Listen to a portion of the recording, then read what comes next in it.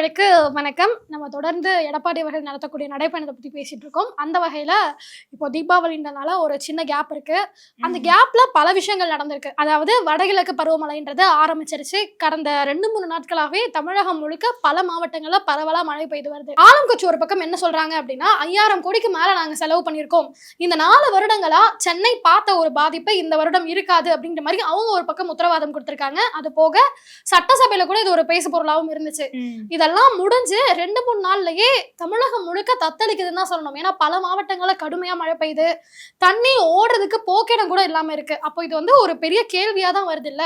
அதே மாதிரி இப்போ உதயநிதி ஸ்டாலின் அவர்கள் என்ன பண்றாரு அப்படின்னா தாய்லாந்து பயணம் போயிருந்தாரு. போயிட்டு தீபாவளிக்கு முதல் நாள் தான் வர்றாரு. வந்ததுக்கு அப்புறமா நம்ம வந்து தமிழகத்துல தமிழ்நாட்டு மக்களுக்காக வேலை பார்க்கணும், அது தெரியணும் அப்படின்ற ஒரு காரணத்துக்காக என்ன பண்ண ஆரம்பிச்சாரு அப்படின்னா இந்த மழை தண்ணி தேங்கும் இல்லையா, அந்த இடங்களுக்கு எல்லாம் போய் அங்க ஒரு ஆராய்ச்சி பண்ற மாதிரி ஆய்வு பண்ற மாதிரி போட்டோஸ் வந்து நிறைய வந்தது. ஆனா இதை நம்ம உன்னிச்சு கவனிச்சு பார்த்தோம் அப்படின்னா இந்த மழைநீர் தேங்குற இடங்களை எப்போ ஆய்வு பண்ணணும் அப்படின்னா மழைக்காலம் வர்றதுக்கு முன்னாடியே ஆய்வு பண்ணி இருக்கணும். ஆனா மழை வந்த உடனேயுமே அந்த இடத்துல போயிட்டு ஏன் உடனே போஸ்ட் கொடுத்து அந்த ஒரு ஆராய்ச்சியை பண்றாங்க? இதுவுமே விளம்பரத்துக்காக தானே பண்றாங்க. திமுக கட்சி அப்படின்னாலே விளம்பரமான அரசு அப்படின்றது தமிழ்நாட்டு மக்களுக்கு தெரிஞ்சே போயிடுச்சு. இனிமே வரக்கூடிய காலகட்டங்கள்ல மழை தண்ணீர் வந்து தேங்காம இருக்குமான்னு கேட்டா கிடையாது. சென்னையிலேயே ஒரு சில பகுதிகளில் வந்து முட்டி அளவுக்கு தண்ணி தேங்கி நிக்கிறத நம்மளே பார்த்தோம். அதுலயுமே வந்து குறிப்பா சொல்லணும் அப்படின்னா கழிவு நீரோட மழை தண்ணீர் கலந்து மக்கள் அதுல நடந்து போகும்போது காலில் வந்து புண்ணு வருது, சேத்து புண்ணு அதிகமா வருது, இதை கிளீன் பண்ணுங்க அப்படின்ற மாதிரி அரசாங்கத்துக்கு வீடியோ எடுத்து போட்டோம், கம்ப்ளைண்ட் பண்ணி பார்த்தோம். ஆனா எதுவுமே நடவடிக்கை எடுக்கிற மாதிரி தெரியல அப்படின்ற மாதிரி நிறைய கம்ப்ளைண்ட் வந்துச்சு. இப்ப நீ சொன்ன இல்லையா 5032 கோடி மழை காலத்துக்காக இந்த மழை நீரை வடிகட்டுறதுக்காக ஒதுக்கி இருக்கோம் அப்படின்னு சொல்லி ஆளுங்கட்சி தரப்பினர் சொல்றாங்க. இப்போ யார் அந்த இடத்த போய் ஆய்வு பண்ணணும்? உதயநிதி ஸ்டாலின் அவர்களா இல்ல நீர்வளத்துறை அமைச்சர் துரைமுருகன் அவர்களா? துரைமுருகன் அவர்கள் தான் ஆய்வு பண்ணணும். யார் நீர்வளத்துறை அமைச்சரா இருக்காங்களோ அவங்கதான் வந்து என்ன நடக்குது ஏது நடக்குது அப்படின்றத பேசணும், அவங்கதான் போய் ஆய்வு பண்ணணும். ஆனா இவர் போய் பண்றாரு எதற்காக அப்படின்ற கேள்வியுமே வருது. ஆமா, இப்போ இவங்க ஒரு பக்கம் என்ன பண்றாங்கன்னா விழுப்புரத்துல நேத்து மழை பெய்தான், மதியம் வரைக்கும் தண்ணி முட்டி அளவு இருக்கான், ஈவினிங் பார்த்தோம் அப்படின்னா தண்ணியே இல்லையா. அதை எடுத்து பல நியூஸ் சேனல்ல வந்து போட்டுட்டே இருக்காங்க. இந்த அளவுக்கு இந்த ஆட்சி டெவலப் ஆயிருக்கு பாருங்க, அவ்வளவு மக்களுக்காக செய்யறாங்க, மழை தண்ணி தேங்காத அளவுக்கு சிட்டி முழுக்க பார்த்துட்டு இருக்காங்க அப்படின்ற மாதிரி ஒரு வீடியோ எடுத்து போடுறாங்க. அதுவே நீ நார்த் சென்னை இந்த சைடு இன்டீரியரா போய் பார்த்தோம் அப்படின்னா முந்தா நாள் பெய்ஞ்ச மழை தண்ணி இன்ன வரைக்கும் வடியாம இருக்கு. ஏதோ ஒரு இடத்துல சூப்பரா இருக்கு சுத்தமா இருக்கு அப்படின்னா அது மெயின் கிடையாது. எல்லா இடத்துலயுமே ஓட்டு போட்ட மக்கள் இருக்காங்க. அப்போ எல்லா இடமுமே அதுக்கேற்ற மாதிரி இருக்கணும்ல. இந்த ஒரு குற்றச்சாட்டு பெருசா அவங்க இடத்துல வைக்கப்படுது. ஏன்னா விழுப்புரத்தை விளம்பரத்துக்காக வச்சிருக்காங்க, மத்தபடி மக்கள் கஷ்டப்பட்டா என்ன, மக்கள் எப்படி போனா இவங்களுக்கு என்னங்க, அதை பத்திலாம் இவங்க கண்டுக்கிறதே கிடையாது அப்படின்ற ஒரு குற்றச்சாட்டு வருது. அதுக்கு அடுத்ததா இந்த மழையினால பாதிக்கப்படுறது பெருவாரியா விவசாயிகள் தான். இப்ப டெல்டா மாவட்டம் முழுக்கவே விவசாயிகள் தான் அதிகமா இருக்காங்க. விவசாயம் தான் அவங்களோட பிரதான தொழிலாகவும் இருக்கு.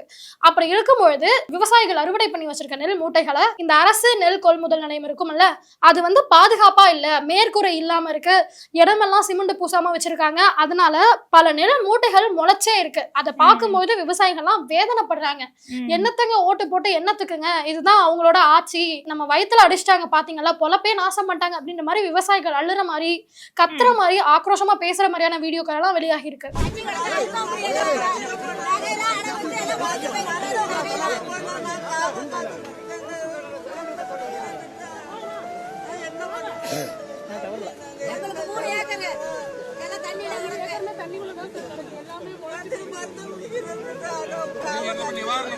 இதுல 2020 காலகட்டங்கள்ல பார்த்த அப்படின்னா உதயநிதி ஸ்டாலின் அவர்கள் ஒரு ட்வீட் போட்டிருப்பாரு. என்ன போட்டிருப்பாரு அப்படின்னா மழை காலங்கள்ல மக்களை தவிக்க விடுறீங்களே அப்படின்னு சொல்லிட்டு யாரை டேக் பண்ணணும், அப்போ சிஎம்ஆ இருந்த எடப்பாடி பழனிசாமி அவர்களை டேக் பண்ணி போட்டிருந்தா அது நியாயமான ஒண்ணு. ஆனா அவர் யாரை டேக் பண்ணிருக்காரு அப்படின்னா ஐஷு அப்படின்ற ஒரு ஐடியா.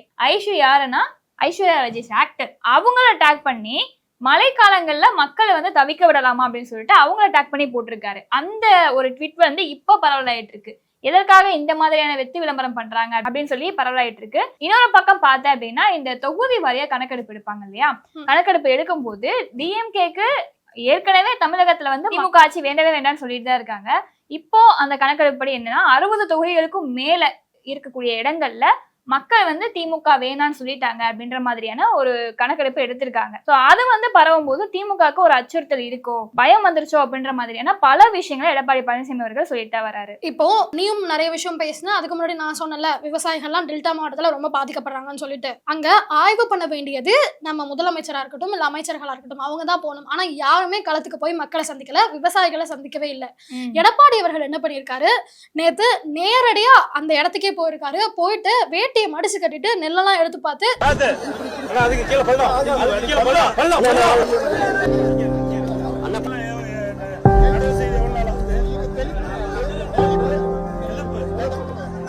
எவ்வளவு நாள் ஆகுது? 20 நாள் ஆகுது. 20 நாள் ஆகுது. ஒரு வாரம் 10 நாளா தண்ணி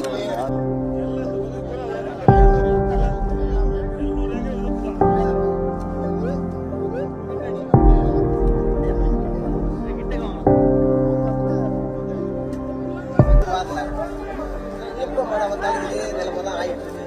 இந்த கிராமத்துல வந்து 700 ஏக்கர் தான் போயிட்டு ஒரு வாரம் பேச மழையில தண்ணியை வடிகாட்டு எல்லாம் நாத்து அழுவ செஞ்சு எவ்வளவு நாளா இது இங்கே கிடக்கு, முளைச்சு கிடக்கேங்க, யாருமே பார்க்கவே இல்லையா, நெல் மூட்டையெல்லாம் கொள்முதல் பண்ணவே இல்லையா அப்படின்னு பல கேள்விகள் எழுப்புறாரு. விவசாயிகள் எல்லாம் அவங்களுடைய ஆதங்கத்தை அவர்கிட்ட தெரிவிக்கிறாங்க. ஏங்க ஒரு நாளைக்கு 80-90 மூட்டை தான் எடுத்துட்டு போறாங்க, எவ்வளவு மூட்டைகள் தேங்கி கிடக்கு, பாதுகாக்க முடியல எங்களால, படுதா போட்டும் தண்ணி எல்லாம் உள்ள போயிடுது, கஷ்டப்பட்டு அறுவடை பண்ணதெல்லாம் நீங்க முளைச்சு கிடக்கு, எங்க பொழப்பே போயிடுச்சு அப்படின்னு விவசாயிகள்லாம் இவர்கிட்ட கண்ணீர் வடிச்சு கதறாங்க.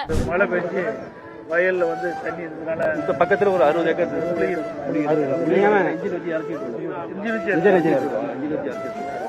இதெல்லாம் அழிஞ்சு கம்மி, அதெல்லாம் ஒண்ணு இது ஒன்றும் ஆகாது. பயிர் ஒன்றும் அறுவடை தயார் பயிர் அழிஞ்சு.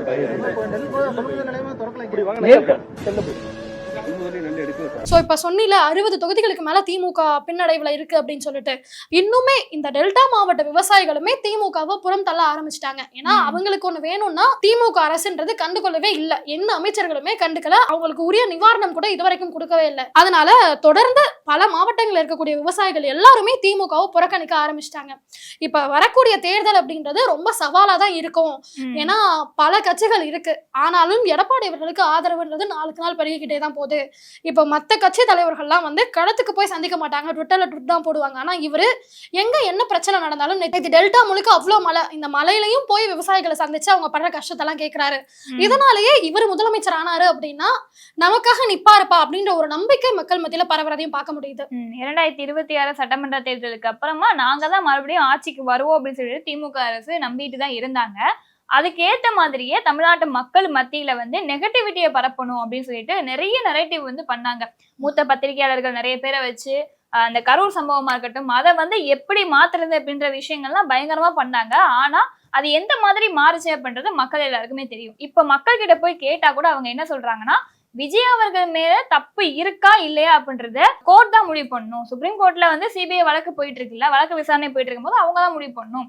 எங்களை பொறுத்தவரை அவர் எங்களை பார்க்க தான் வந்தாரு, அதுல தப்பு இல்ல, டிஎம்கே தான் தப்பு, ஆளும் கட்சி தான் சதி பண்ணிருக்காங்க அப்படின்ற மாதிரியான பல குற்றச்சாட்டுகளை வச்சிருக்காங்க. இதுல திமுக அரசு என்ன பண்ண முயற்சி பண்ணிருக்காங்க அப்படின்னா, நம்மளுடைய வாக்கு சதவீதத்தை விஜய் அவர்கள் வந்து பறிச்சுட்டு போயிருவாரு, அதுக்கு வந்து ஒரு பிரேக் போகணும் அப்படின்ற ஒரு காரணத்துக்காக ஏதாவது ஒரு வேலை பண்ணிருக்கலாம். ஆனா அது அவங்களுக்கே ஆப்போசிட்டா மாறுச்சு இல்லையா? அதே மாதிரி இப்போ ஒரு வேலை பண்ணிருக்காங்க. என்னன்னா, இந்த அதிமுக இருக்கக்கூடிய பல நிர்வாகிகள் மேல இப்போ சடனா எஃப்ஐஆர் பதிவு பண்ணப்பட்டிருக்கு. என்ன காரணம் கேட்கும்போது, இல்ல இவங்க முன்னாடி வந்து தவறு பண்ணிருக்காங்க அப்படின்ற மாதிரியான எஃப்ஐஆர் காப்பி பதிவு பண்ணிருக்காங்க. இது சம்பந்தமா எடப்பாடி பழனிசாமி அவர்கள் வந்து கோர்ட்ல ஆஜராகணும் அப்படின்ற ஒரு செய்தியுமே வருது. சோ இப்ப நீங்க கொஞ்சம் நினைச்சு பாருங்க, 6 மாத காலம் தான் இருக்கு எலெக்ஷன் டயத்துக்கு. இந்த டயத்துல அவசரமா எஃப்ஐஆர் எதுக்கு பதிவு பண்ணணும்? ஆட்சிக்கு வந்து 4.25 வருஷம் ஆயிடுச்சு. தவறு இருக்கு அப்படின்னா நீங்க அப்பவே இல்ல சொல்லிருக்கணும். அப்பவே சொல்லாம இந்த 6 மாத காலத்துல எடப்பாடி பழனிசாமி அவர்கள் வந்து மக்கள் மத்தியில நல்ல பேர் வாங்கிடுவாரோ அப்படின்ற ஒரு காரணத்தினால இப்ப எஃப்ஐஆர் பதிவு பண்ணி அவரை வந்து அலைய விட பாக்குறீங்களா அப்படின்ற மாதிரியான பல கேள்விகள் மக்களுக்குள்ள வந்துட்டு இருக்கு. அதான் இந்த மாதிரி பல செயல்களை வந்து திமுக தொடர்ந்து பண்ணிட்டே தான் இருக்காங்க. இது அவங்களுக்கு பாசிட்டிவா இருக்கும்னு நினைச்சாங்க, ஆனா கொஞ்சம் கொஞ்சமா அவங்களுக்கு ஆப்போசிட்டா இந்த சம்பவங்கள் எல்லாமே திரும்பிட்டு இருக்கிறதையும் நம்மளால பார்க்க முடியுது. சோ பொறுத்திருந்து தான் பார்க்கணும் 2026 யாருக்கு சாதகமா இருக்கும் யாருக்கு பாதகமா இருக்கும்ன்றது. இதே மாதிரி அடுத்த வீடியோல அடுத்த பல தகவல்களோட சந்திக்கிறோம். நன்றி.